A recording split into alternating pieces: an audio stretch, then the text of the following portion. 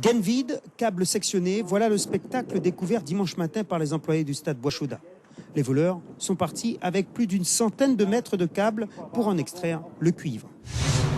Du câble France Télécom, volé pour la 4e fois sur cette route principale du quartier Cognos-la-Mirande de Matoury.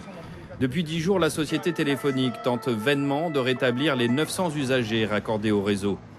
Le problème des vols de cuivre est devenu tellement aigu que même les entreprises qui en sont victimes refusent d'en parler de peur d'accentuer le phénomène. Le vol à grande échelle de câbles a pris ces dernières années une ampleur considérable. Désormais, l'ensemble du territoire guyanais est touché. Toute dernière affaire en date, pas de vol cette fois, mais des câbles sectionnés pour neutraliser l'alarme d'un magasin de Cayenne. Conséquence, tout l'ouest guyanais, privé de télécommunications mobiles et Internet. 12 000 clients touchés et une grande partie de la Guyane coupée du monde. Parfois, les conséquences de ces vols peuvent être encore plus graves. Comme celui perpétré sur le site de TDF, implanté sur la colline du Tigre à Cayenne. Quand Maurice Talane arrive ici le 10 novembre 2014, après l'appel d'une radio locale qui n'aimait plus, il constate très rapidement que la situation est critique. Un incendie vient de se déclencher. J'ai été appelé pour un problème de panne sur un équipement. Et en arrivant sur le site et en essayant de détecter la panne, je me suis rendu compte qu'il y avait des crépitements, qu'il y avait un bruit de feu, de plastique qui brûlait et tout ça. En fait, et en sortant à l'extérieur, en allant vers le pylône, c'est là que je me suis rendu compte en fait, que la panne de l'émetteur FM était liée en fait, au FIDER qui était en train de prendre feu. Donc à partir de ce moment-là, j'ai pris les extincteurs, j'ai appelé les pompiers et puis on a essayé de sécuriser le site, quoi. Les voleurs ont dérobé une vingtaine de câbles de 60 mètres de long. Un préjudice important, d'autant que l'incendie a endommagé une partie des installations, obligeant TDF à remplacer 600 mètres de câbles endommagés, plusieurs dizaines de milliers d'euros de dégâts. On a procédé aux réparations qui permettent de refaire tourner le site et de remettre en service l'ensemble des services portés. Mais les infrastructures doivent être revisitées pour les consolider et les remettre complètement en sécurité. Site de TDF, Saint-Laurent-du-Maroni, février 2014. 9 mois avant le vol du camp du Tigre à Cayenne. Cette fois, un vol en plein centre-ville, entraînant de nouveau de lourdes conséquences. Une plainte contre X est déposée par TDF. Plus d'1 an après les faits, les voleurs n'ont toujours pas été identifiés. Désormais, la cible des malfaiteurs est sans limite. Stade Bois-Chaudat à Kourou, victime d'un vol de câbles électriques en mai dernier.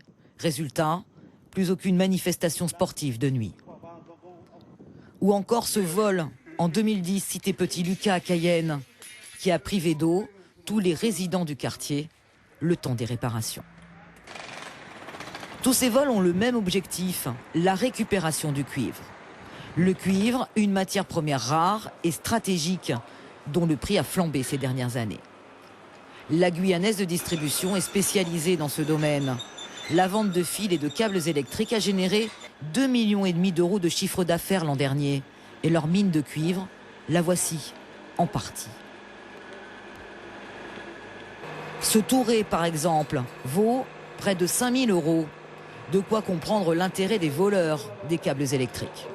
Ce type d'équipement, bien sûr, sur les chantiers est très convoité par les voleurs parce qu'il n'y a pas de travail de brûlage à effectuer. Il est débarrassé d'isolant, dépourvu d'isolant, donc c'est évidemment très convoité. Cette entreprise n'a pas échappé à la série de vols. De par sa spécialité, la Guyanaise de distribution a fait partie des toutes premières victimes.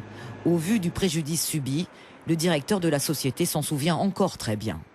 On peut considérer, voyez, que le préjudice total lié donc à ces vols de câbles pour l'année 2009 a été de 120 000 euros. Sécuriser les sites au fort potentiel de cuivre. Cela touche aussi la déchetterie de l'agglo de Cayenne. Juste à quelques mètres de l'entrée, le témoignage des passages répétés des chiffonniers, des dizaines de carcasses d'appareils électroménagers, désossés et abandonnés sur place, une fois le cuivre récupéré. L'agglo de Cayenne a dû créer une brigade environnement et déchets pour lutter contre le phénomène. Certains jours, ils peuvent être une trentaine sur le site.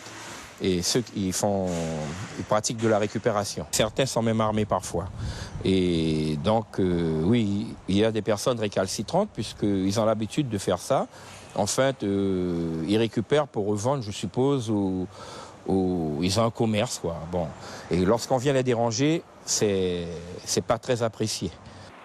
Des vols aux conséquences dramatiques aussi pour l'environnement. Dans les dégradations qu'on peut rencontrer, on a sur le compresseur d'un réfrigérateur, on a à l'intérieur un moteur qui contient du cuivre et donc on a des personnes qui vont le démonter, couper les circuits de réfrigération et donc laisser les fluides calorifiques s'échapper dans l'environnement. Derrière, démonter le moteur, abandonner les pièces inutiles dans la nature et récupérer le cuivre pour le faire partir dans des filières de valorisation illégales. Certains ferrailleurs locaux seraient en première ligne de ce trafic à destination des pays frontaliers de la Guyane, le Suriname ou le Brésil, où le cuivre est rare et très convoité. On a travaillé déjà avec la douane qui a intercepté des parcs de batteries qui partaient vers le Brésil sur la route de Saint-Georges, qui ont été interceptés. Malheureusement, tous les départs ne sont pas interceptés.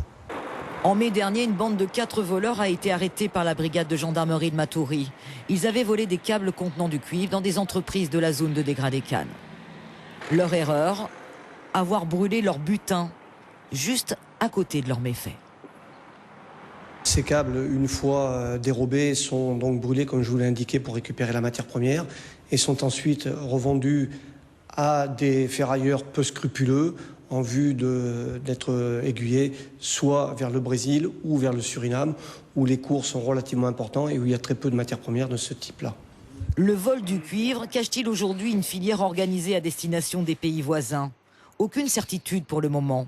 Du côté de la gendarmerie, on parle plutôt de vol d'opportunité. Il n'y a pas de réseau structuré tel qu'on pourrait le concevoir dans d'autres départements de métropole, où les filières sont beaucoup plus organisées.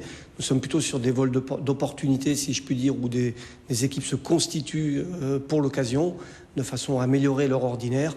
Et par contre, c'est sur les filières d'écoulement où effectivement on peut être amené à avoir des réseaux qui sont beaucoup plus structurés, parce qu'il faut quand même transporter et connaître les différents négociateurs en matière de prix.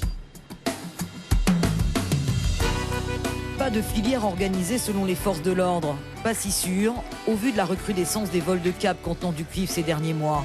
Pas si sûr non plus, au vu du peu de contrôle opéré par les autorités françaises et brésiliennes de part et d'autre de la frontière. Les pirogues quittent le territoire guyanais sans aucun contrôle pour rejoindre Oiapoque, la porte d'entrée du Brésil.